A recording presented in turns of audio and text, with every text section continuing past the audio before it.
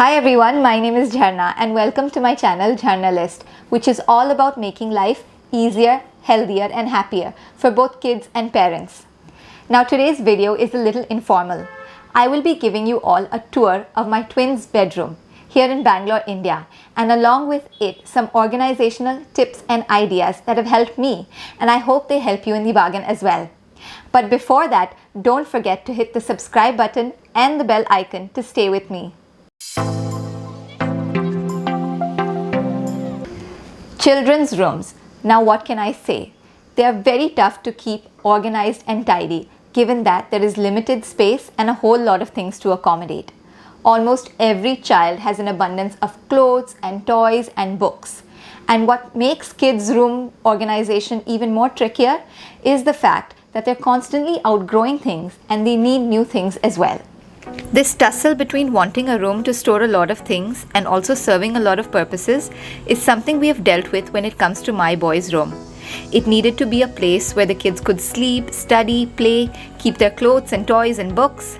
The boys are 8 years old now and they've had this room since they were almost 3, so it's also been through different phases of their life. There were the toddler years where they needed easy access to toys and a lot of floor space to dump their toys and play. And they also went through the long pandemic phase where they had to attend online classes and also where they were cooped up at home for months on end. To compound these challenges was the fact that their room is relatively small in size, around 10 by 11 you could say. Their room is by no means perfect and it is very lived in and has seen significant wear and tear. But I do think some of the ideas we've incorporated are worth sharing. So here we go. So as we enter the boys' room, we have their bed here on the left-hand side. It's a bunk bed by a Bangalore-based brand that makes custom-made wooden furniture. The brand is called xoxo and I will link to their Instagram page in the description box. The bed is made in rubber wood, so it's very solid, and the steps are made of ply. A few features about this bed. The edges are smooth, as you can see here. This is crucial, especially when designing furniture for young children. It has Duco paint in white. We wanted the ability to have an extra bed plus the choice to have the kids sleep at the same level. So to enable all that to happen, the kind folk at Custom designed a trundle for the bed that even pops up with a little bit of muscle and comes to the same level as the lower bunk. The boys largely use the top bunk for playing.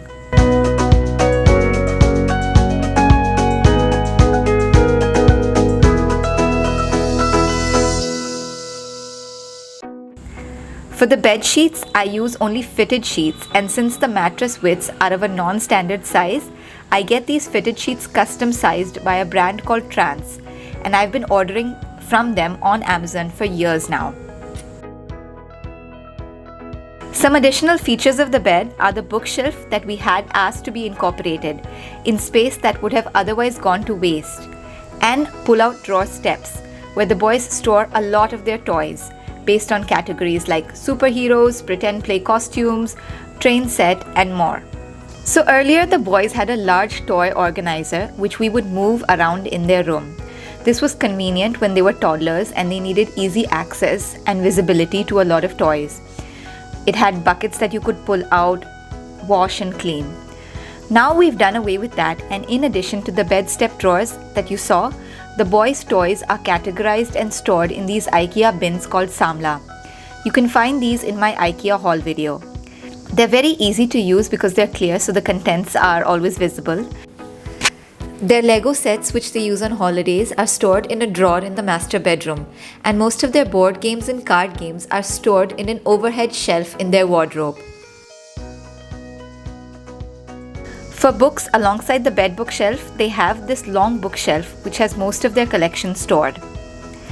Next to this, we have a blackboard and a corkboard. The blackboard is actually made of blackboard laminate. You can opt for something like that, or nowadays you also get easy to use decal chalkboards or vinyl wall sticker chalkboards. I will link to some options in the description box below, of course. We use the corkboard to display any recent artwork or notices, awards, timetables, etc. With the boys having to go through 2 years of online school, they definitely needed a place for all their academic work. When we had the room done 5 years ago, we had this table constructed below the window in their room keeping in mind that as they grew, we would need to move the height up. So the current setup is with the table just below the window. They have enough space to place laptops, the books they're working on, and we ordered these 2 chairs from IKEA, the Orfjol swivel chairs. They come in 2 sizes and this is the full size one. They also have a smaller size that's suitable for toddlers. Under the table we have this small unit which has a drawer for stationery and a large cubby space which we use for storing extra drawing books. In addition to this, the boys are using the Raskog trolley from IKEA to store all their school books and stationery. They each have a shelf of their own and the top one is shared for essentials. One thing that you might have noticed by now is that the walls of my boys' room is full of drawings and doodles. So basically what happened was, when the boys were at home during the first lockdown in 2020, we felt really bad for them and we wanted them to have some creative outlet. So we gave them complete permission to go crazy and draw on the walls, and they really took that to heart. And all the books they were reading at the time and thereafter, characters that they were fascinated with, made presence on these walls, and I've fallen so much in love with it that I'm kind of not looking forward to the fact that we might eventually have to paint over them. So if you have any ideas about what we could do with respect to that, please let me know in the comments section below. The India map and the world map posters that you can see are from Ek Dali. I will link to them below as well. Now, because the boys' room is relatively small and they have a bunk bed, we decided to avoid installing a ceiling fan for security reasons. And instead we had an AC installed, which we use only very sparingly for a month or so each year. And in addition to that, the boys' room has a Dyson air purifier. This, I feel, has benefited them because the air is more clean. We use it every night. And in addition to that, it also has a fan, so they have enough air circulation even when the air conditioner is not on or when the window is not open. For the boys' room windows, we opted for roller blinds because they would keep the room pitch dark and not eat up any of the daylight or the view.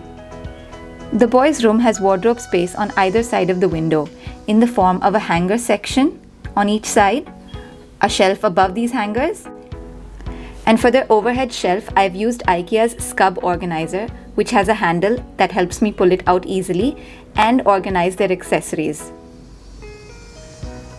And 4 pull-out drawers each below the hangers, which are 6 inches deep. And that's the minimum size I'd recommend for clothes drawers if you're having them made. When it comes to wardrobe organization, there are a few basics I follow. In the kids' room, this looks like: first up is categorizing for easy access. Now, dividing up your child's clothes and arranging them on the basis of the type or the season or the occasion for which they will be used prevents having to rummage and create mess on a daily basis. Like you can see, we have separate drawers for long sleeve tees, short sleeve tees, winter wear, ethnic wear, pants, shorts, and nightwear. Next is relying on drawers or baskets or dividers or bins for segregation. Limited space is no excuse for a messy wardrobe. Here's a look at how I fit underwear, socks, vests, and accessories for 2 kids in just one small drawer by segregating effectively. Then of course comes folding clothes in KonMari style wherever possible. Kids' clothes are perfectly suited to the KonMari way of folding and arranging. It keeps everything visible, so there is no out of sight, out of mind issue. Plus, when you take one garment out, the rest don't get messed up. So everything is arranged like a file. Next is using matching hangers when needed for a neat appearance. The easiest way to spruce up a wardrobe that has hangers in it and to give it a streamlined look is to use the exact same kind of hangers. In Adyant and Nirbhay's wardrobe, we've kept the hanger space for shirts on one side and jackets on the other. And of course, keep everyday clothes at reachable distance for your child. If clothes are located at a place your child can access themselves, then they can start dressing up independently, even as a toddler. If you liked my boys' room and some of the ways I've tried to keep the chaos under control, then do hit the thumbs up button. Till next time, stay safe and take care.